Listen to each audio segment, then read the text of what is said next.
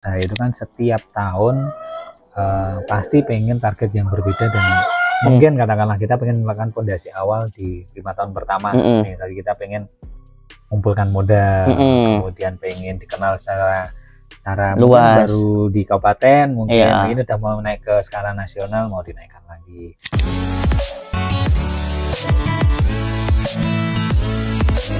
Halo teman-teman, assalamualaikum warahmatullahi wabarakatuh. Bertemu lagi bersama saya Hamsan Suwanto. Oke, sekarang kita akan ngobrol tentang inspirasi dan bisnis bareng praktisnya langsung.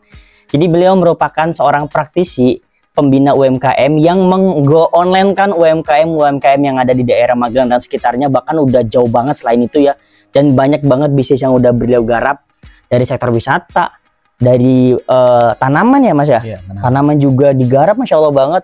Dan itu tuh udah luar biasa banget. Nah sekarang kita ada banyak bincang-bincang. Sebelumnya kita perkenalkan dulu, silakan Mas, diperkenalkan boleh? Siap, nama saya Gufron, kalau nama di online dikenal dengan Gufron CEO MBS. Oh, gitu. Gufron CEO MBS. CEO. Oh, CEO MBS. Ya, CEO, oke. Bukan CEO. Iya. Jadi alma mater yang ada di Jogja. Iya dong, benar. Oke, jadi kita akan bertanya dulu pertama ya Mas. Mas, ini kan UMKM tuh banyak banget kendala-kendalanya ya, seputar produk ya. Nah, contoh nih, saya punya produk nih Mas ya. Nah, produk saya itu obat-obatan atau produk itu minuman yang bisa bikin orang kurus diet. Nah, maka kalau sebagai minuman ya Mas ya, minuman itu menurut Mas sebagai praktisinya itu kira-kira kalau minuman bikin orang kurus atau contoh saya malas diet.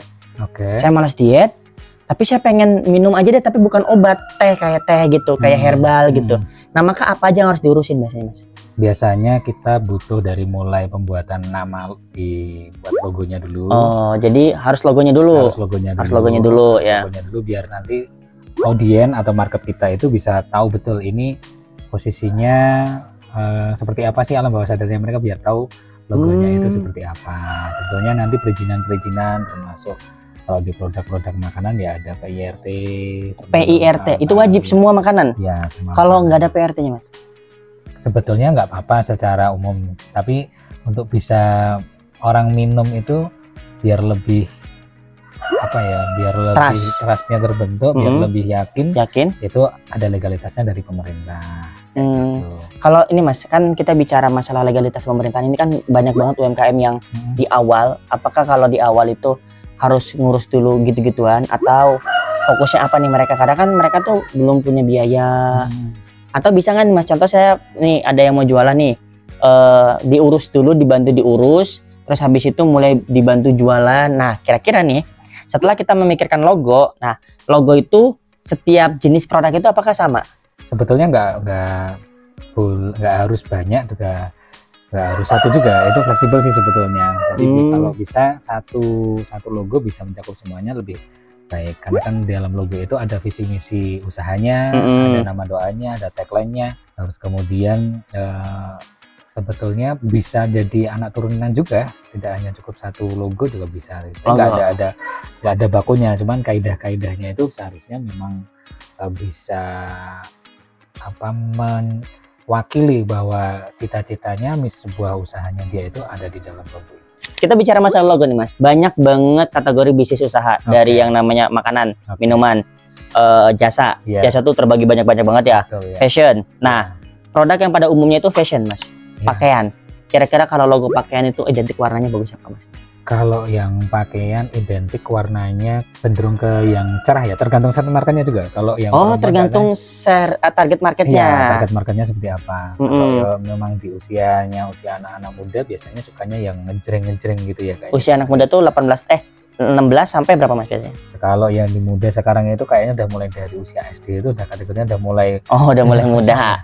Iya, SD ceria gitu ya. Kalau dulu kan kategori muda di usia mungkin di tahun-tahun 2000, tahun 90-an itu kan di usia 17 ke atas gitu ya. Betul. Sekarang udah enggak. Anak make up itu sudah mulai SD kelas 5, kelas 6 udah mulai pandai make up juga. Jadi mereka kayaknya seneng dengan warna-warna yang cerah. Cerah itu contoh Mas? Contohnya ada warna kuning, warna oranye yang cerah. Cerah tuh, kuning, oranye, biru cerah. Biru bisa, tapi kalau yang biru kayaknya untuk busana kurang ya. Yang lebih banyak itu kayaknya kuning, perpaduan kuning, putih sama oranye. Oke. Berarti kita kayaknya untuk spesifik. Nah ini tuh nanti buat lebih lengkapnya buat teman-teman yang mau bikin logo ataupun mau konsultasi nih seputar logonya bisa, karena akan di riset kan Mas ya. Iya betul. Targetnya, Tentunya terus disesuaikan analoginya ya Mas ya. Iya, analoginya disesuaikan dengan keberuntungannya dia. Biasanya orang itu lahir atau pas transaksi pertama itu pakai warna apa, duduknya ke posisinya mengarah kemana, itu biasanya mempengaruhi. Nah berarti kan patokannya tadi Mas ya, kita bicara masalah logo F&B aja, food and drink aja, yang minuman sama makanan itu kan rata-rata logonya itu merah. Nah tapi saya lihat ada logo unik tuh Mas, yang seafood bakaran, yang logonya itu jangkar tuh Mas. Ya, nah itu tuh gimana tuh analoginya tuh? Sebetulnya bisa juga, logo itu kan mewakili mimpi yang mungkin orang sulit untuk menerjemahkan. Contoh saja rokok gudang garam merah. Gudang garam warnanya merah, dan itu kan gambarnya gudang kan, dia nggak jualan gudangnya, jualan rokoknya, bahkan nggak ada warna rokoknya. Kenapa? Karena di dalam logo itu ada historisnya yang menceritakan bahwa dulu itu memang bekas gudang garam. Gudang yang untuk menyimpan garam asin itu. Oh dulunya, jadi sebenarnya mau menjelaskannya lewat logo, lewat sejarahnya. Bahkan di beberapa biografi yang kita pelajari bersama itu, pemiliknya itu bingung ini mau dibuat usaha apa dulu. Cuman karena orang tuanya dulu pengusaha rokok, nah mulailah dari sana. Dibuatlah gudang garam. Sekarang Masya Allah besar banget di Kediri. Betul, gitu. Nah ini tuh baru sebentar kita ngomong masalah logo. Sebenarnya banyak banget nih yang mau kita bahas soal logo ya. Logo itu banyak jenisnya, kategorinya banyak juga buat sektor bisnis. Kalau jasa Mas kita, karena kan tadi kita ngomong seputar produk, terus produk fisik-fisik. Siap. Nanti kita juga tanyakan tentang produk digital juga boleh ya. Boleh. Jasa logo untuk tukang bangunan. Jasa logo tukang bangunan bisa, yang bisa color palette kira-kira strong yang bisa dilihat kan, bisa jadi dengan gambar-gambar yang digunakan setiap harinya di sana. Untuk warnanya Mas, masa warna hitam? Kalau warna kalau yang untuk bangunan lebih dominannya kayaknya cocoknya perpaduan antara yang agak gelap sama yang agak cerah deh. Berarti warna abu bisa.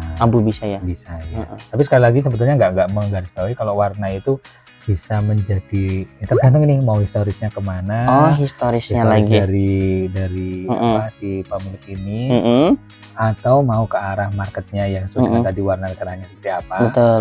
Atau juga bisa dihitung dari sisi nama doanya yang ada dalam usaha, itu juga bisa.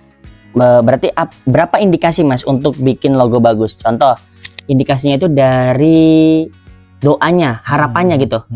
Kalau doa itu kan sebetulnya misalkan nama usahanya, contohnya apa ya?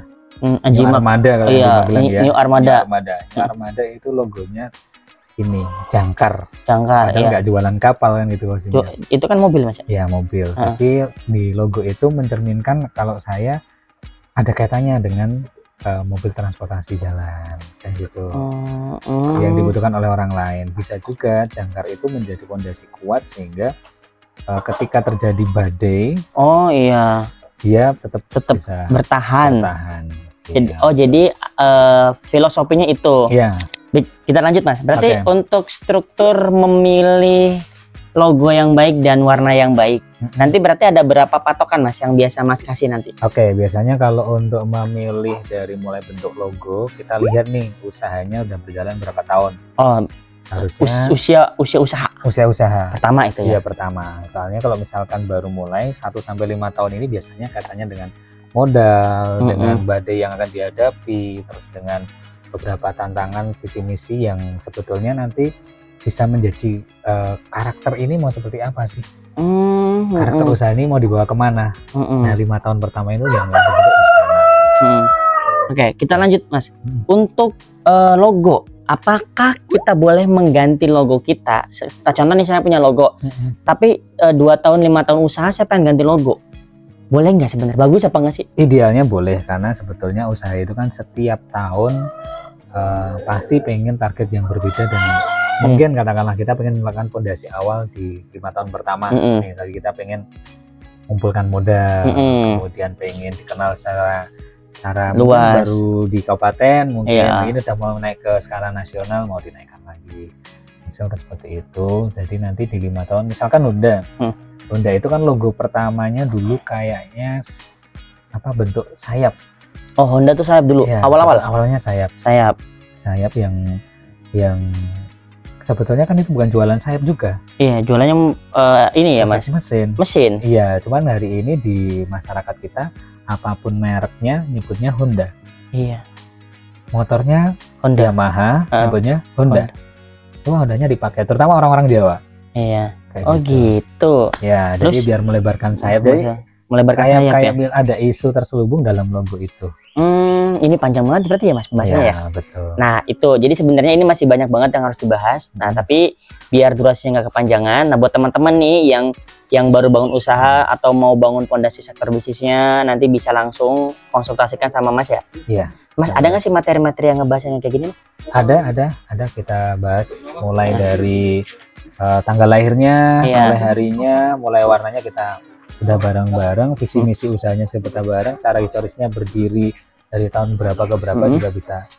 Oke, barusan kita udah banyak banget ngobrol tentang logo ya, Mas. Karena logo itu mempunyai banyak banget arti pastinya. Betul sekali. Kayak ini background kita udah ganti ya. Karena tadi ya kita ada iklan dulu ya, semuanya. Oke. Mas, ini berikan kesan, pesan atau motivasi untuk yang nonton biar bisnisnya makin berkembang pastinya, dan untuk UMKM yang ada di Magelang atau penjual online di Magelang nanti pastinya bisa konsultasi, ngobrol-ngobrol ya. Oke. Karena selain logo, Mas juga menyediakan untuk pelatihan-pelatihan UMKM biar bisa go digital. Ya, betul. UMKM biar bisa scale up bisnis pastinya ya. Dan itu kaitannya kesulitan dengan pemerintahan. Itu juga bisa pokoknya. Silakan Mas, boleh dikasih ending closing buat yang nonton. Baik, para pelaku UMKM yang ada di Magelang dan sekitarnya ataupun di masyarakat Indonesia khususnya, tentunya kita pengen bahwa Indonesia emas akan kita capai. Tentu mau tidak mau kita akan berjalan ke sana. Kita butuh SDM yang memang siap untuk menyambut era itu. Jangan pernah berhenti untuk belajar, berkomunitas, upgrade selalu ilmunya, dan gak usah khawatir kita tidak ada kendala kayak di era-era tahun 90-an yang lalu.